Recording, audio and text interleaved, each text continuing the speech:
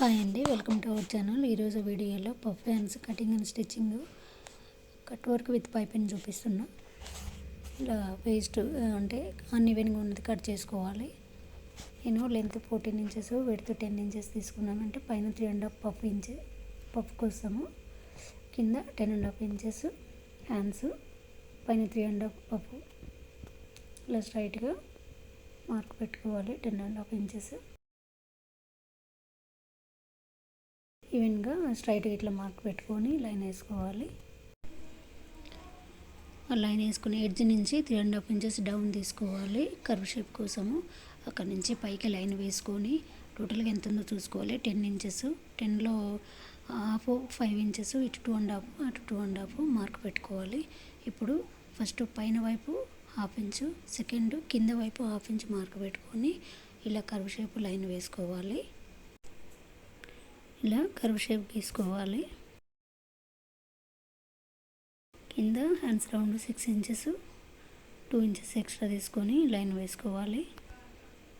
పైన 3.5 inches puff అని చెప్పాను కదా, 3.5 ఇంచెస్ పఫ్ తీసుకొని కింద 10.5 ఇంచెస్ కాడ నుంచి విడ్త్ 4 ఇంచెస్ తీసుకోవాలి. పైన 3.5 ఇంచెస్ కాడ విడ్త్ 1.5 ఇంచ్ తీసుకోవాలి. ఇది పఫ్ కోసము, కొంచెం బుగ్గలాగా కుచ్చులాగా రావడం కోసము ఇట్లా తీసుకొని 1.5 ఇంచెస్ టచ్ చేస్తూ మనం కర్వ్ షేప్ లైన్ వేసుకోవాలి. అక్కడ మార్క్ పెట్టుకోవాలి ఇట్లా ఒక లైన్. ఇది పఫ్ కోసము. కింద 6 inches hands round, 2 inches extra అని చెప్పాను కదా. ఇప్పుడు కట్ చేస్తున్నా.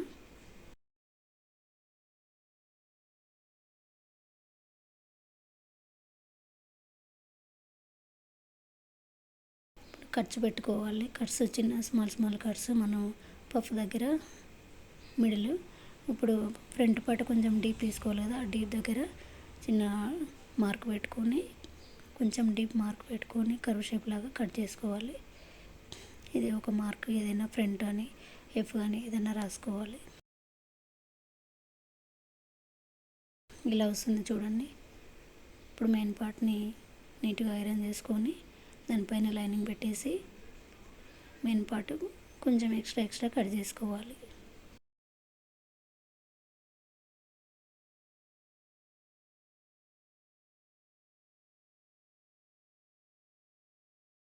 ఓపెన్ చేసేసి ఒక సైడు జాయింట్ ఉంది, దాన్ని కట్ చేసి, ఇది కటింగ్ పార్ట్. ఇప్పుడు స్టిచ్చింగ్ పార్ట్. నేను స్టెప్ పేపర్ని ఇలా కట్ వర్క్ లాగా కట్ చేసుకొని లైనింగ్ మీద పెట్టి పిన్స్ పెట్టుకున్నాను. ఇప్పుడు స్టెప్ పేపర్ కదలకుండా ఒక స్టిచ్ వేసుకోవాలి స్ట్రైట్గా. ఇప్పుడు ఈ షేప్ లాగా మనం చూపించిన విధంగా ఇలా స్టిచ్ చేసుకోవాలి.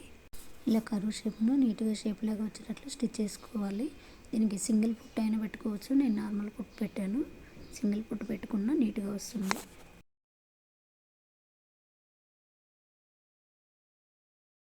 ఈ లైనింగ్ మీద స్టిప్ పేపర్ పెట్టి దీన్ని రివర్స్ చేస్తే ఇది లోపలికి వెళ్ళిపోతుందండి.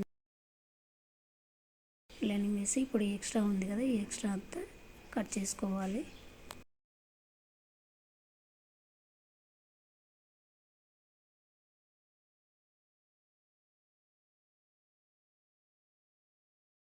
కట్ చేసుకొని పిన్స్ తీసేసి స్టిచ్ చేసాం కదా స్ట్రైట్, అది తీసేసి రివర్స్ చేసుకోవాలి.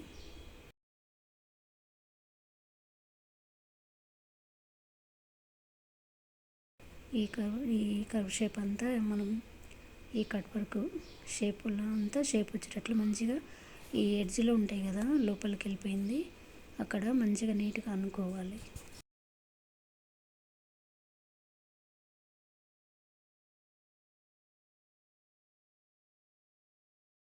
చూసారు కదా, చాలా నీట్గా వచ్చింది. ఇలా కొంచెం ఇట్లా లాగినట్లు అంటే ఆ ఎడ్జ్లో ఉన్నాయి కదా, ఎడ్జ్లో కూడా నీట్గా షేప్ కనిపిస్తుంది అన్నమాట. కర్వ్ తిరిగిన దగ్గర నీట్గా మనం ఇట్లా లాగినట్లు అంటే నీట్గా షేప్ కనిపిస్తుంది. దాన్ని ఐరన్ చేసుకొని ఇప్పుడు పైనుంచి ఒక స్టిచ్ వేసుకోవాలి. స్టిచ్ వేయకపోయినా పర్లేదు, ఎందుకంటే నేను ఇంకొక పైపింగ్ వేస్తున్నాను. కానీ స్టిచ్ వేసుకుంటే అనిగి ఉంటుందని స్టిచ్ చేస్తున్నాను.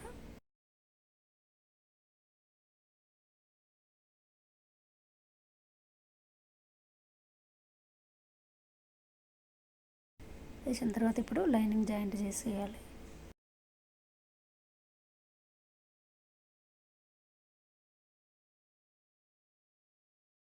ఎక్స్ట్రా అంతా కట్ చేసేస్తాను.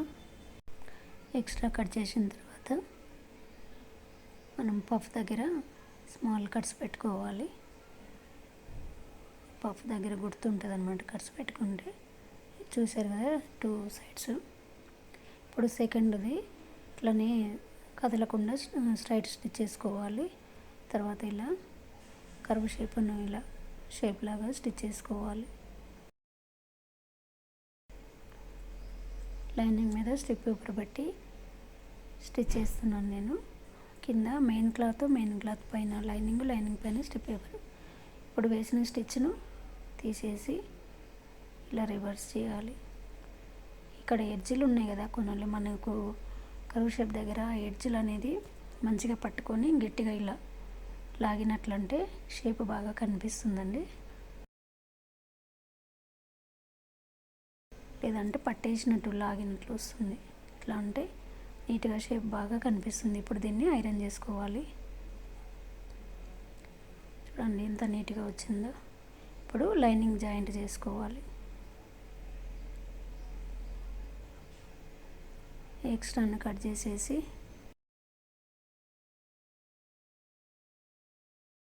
మెయిన్ క్లాత్ ఎక్స్ట్రా తీసుకున్నాం కదా దాన్ని కట్ చేసేయాలి. లైనింగ్ జాయిన్ చేసిన తర్వాత కట్ చేసిన ఇలా వస్తుంది. ఇప్పుడు దీనికి కూడా పఫ్ దగ్గర కట్స్ పెట్టుకోవాలి. ఇప్పుడు ఆ ఎడ్జ్లో మనం ఏమైనా పూసలు ఏదైనా బీడ్స్ ఏదైనా కుట్టుకోవచ్చు. ఇప్పుడు నేను పఫ్ పెడుతున్నా, స్మాల్ ప్లేట్స్ పెడుతున్నాను.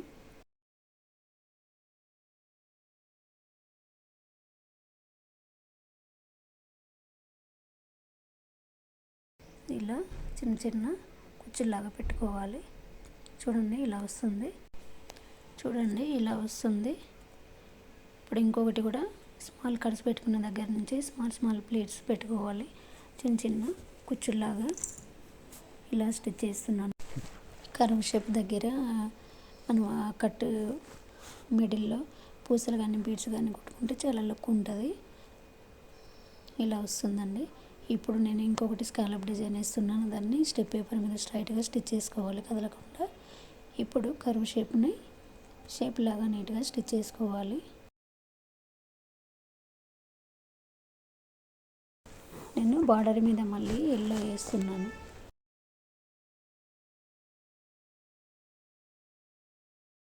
ఇలా స్కాలప్ని నీట్గా స్టిచ్ చేసిన తర్వాత స్టిచ్ తీసేసి ఇప్పుడు వేసిన స్టిచ్ తీసేయాలి. తీసేసి ఎక్స్ట్రా అంతా కట్ చేస్తున్నా.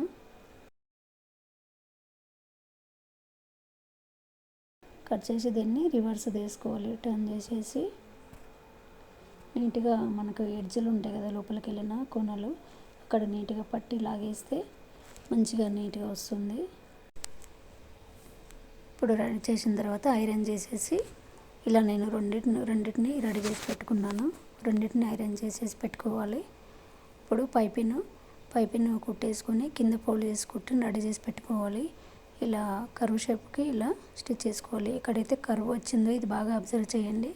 కర్వ్ వచ్చిన దగ్గర చిన్న మార్క్ పెట్టుకొని దాన్ని ఇలా లోపలికి ఫోల్డ్ చేసి నీడిల్తో లోపలికి ఇలా తోస్తే చూడండి ఆ కట్ దగ్గర ఆ షేప్ దగ్గర ఎంత నీట్గా వస్తుంది.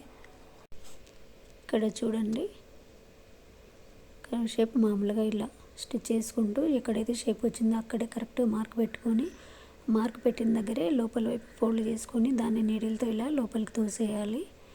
నీట్గా వస్తుంది. ఓన్లీ కట్ షేప్ దగ్గర డౌన్ డీప్ వచ్చిన దగ్గర మాత్రమే ఇలా మార్క్ పెట్టుకొని ఇలా లోపల వైపు ఫోల్డ్ చేసి దాన్ని లోపలికి కింది వైపుకు తోసేయాలి. తోసేస్తే ఇలా కరెక్ట్ షేప్ బాగా వస్తుంది.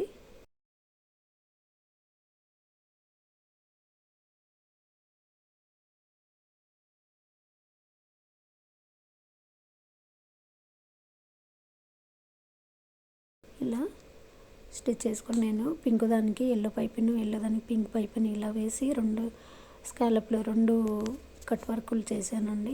పింక్ దాని మీద ఎల్లోది కూడా రెడీ చేసి పెట్టాను. ఇలా వస్తుంది చూడండి ఎంత నీట్గా వచ్చింది. ఇలా వచ్చినాయి చూడండి కట్ వర్క్ ఎంత నీట్గా కనిపిస్తుందో షేపు. ఇలా 2 రెడీ చేసి పెట్టాను. తర్వాత పింక్ పైపింగ్ కూడా పైపింగ్ వచ్చిన వైపును పై వైపుకు పెట్టుకొని ఇలా స్టిచ్ చేసుకోవాలి. కింద వైపు ఫోల్డ్ చేసి కుట్టి పెట్టుకోవాలి రెడీగా. ఇప్పుడు దీన్ని ఎక్కడైతే డీప్ వచ్చిందో కట్టు కర్వ్ షేప్ దగ్గర ఇలా మార్క్ పెట్టుకొని ఇందాక కింద వైపు ఫోల్డ్ చేశాను కదా, ఇప్పుడు ఇలా నీడిల్ పెట్టి పై వైపుకి ఫోల్డ్ చేసిన తర్వాత దాన్ని ఇలా లోపలికి తూసాను. క్లాత్ కిందికి తూస్తే ఇది కూడా చాలా నీట్గా వచ్చింది. ఒకటి అలా ఒకటి ఇలా చేసి చూద్దామని ఇలా చేశానండి నేను. ఇలా షేప్ వచ్చిన దగ్గర మార్క్ పెట్టుకొని దాన్ని ఇలా పై వైపుకి ఫోల్డ్ చేసిన తర్వాత క్లాత్ కిందికి ఇలా తూసేయాలి. కరెక్ట్గా కట్టు దగ్గర డీప్ దగ్గర నీట్గా షేప్ వస్తుంది. చూడండి, మార్క్ పెట్టి ఇలా ఫోల్డ్ చేసి నీడిల్తో లోపలికి తోసాను.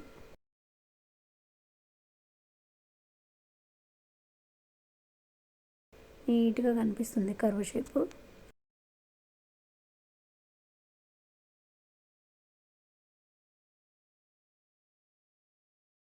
ఇలా మొత్తము స్టిచ్ చేసుకోవాలి.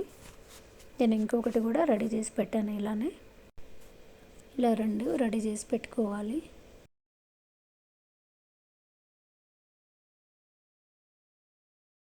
కింద పైపింగ్ ఫోల్డింగ్ కనిపిస్తుంది కదా, దాన్ని మళ్ళీ మనం డబుల్ స్టిచ్ చేస్తాం కదా, పైపింగ్ మీద స్టిచ్ చేసి పెట్టుకోవాలి.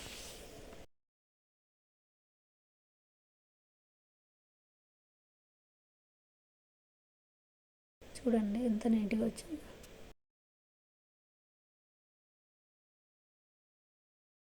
స్టిచ్ చేసిన తర్వాత ఇలా కుట్టిన తర్వాత ఎక్స్ట్రా అంతా అది మిగిలింది కట్ చేసేసి చూడండి ఎంత నీట్గా వచ్చిందో.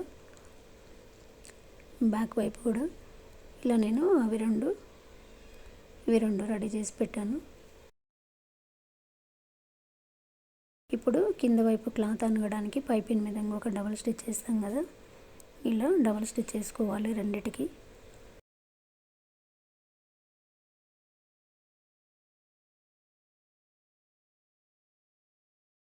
కరెక్ట్గా షేప్ వచ్చేటట్లు వేసుకోవాలి. స్టిచ్ కూడా వేసుకొని కట్ చేసుకొని ఇప్పుడు ఈ పింక్ మనం మెయిన్ హ్యాండ్ ఉంది కదా, దాని మీద ఈ స్కాలప్ పెట్టేసి నేను ఇలా స్టిచ్ చేస్తున్నాను. ఇప్పుడు పింక్ బ్లౌజ్ మీద ఎల్లో కట్ వర్క్ షేప్ పెట్టి 2 కర్వ్ షేపులు అంటే 2 డీప్లు అనేది కరెక్ట్గా కనిపించేటట్లు షేప్లు 2 కరెక్ట్గా కనిపించేటట్లు నేను కొంచెం మరీ హెవీగా దూరంగా పెట్టకుండా కొంచెమే మాత్రం కనిపించేటట్లు ఇలా పెట్టి స్టిచ్ చేశాను. ఇదండి, ఈ మిడిల్లో ఈ కట్ వర్క్ దగ్గర మనకి ఏవైనా పూసలు కానీ బీడ్స్ కానీ స్టిచ్ చేసుకోవచ్చు. ఇప్పుడు armhole round 7 inches, hand round 6 inches అని చెప్పాం కదా, ఇలా పెట్టి మార్క్ వేసుకొని స్టిచ్ వేసుకోవాలి.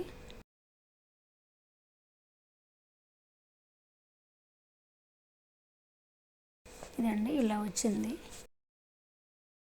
Double cut work. ఇదండి puff hands cut work with piping.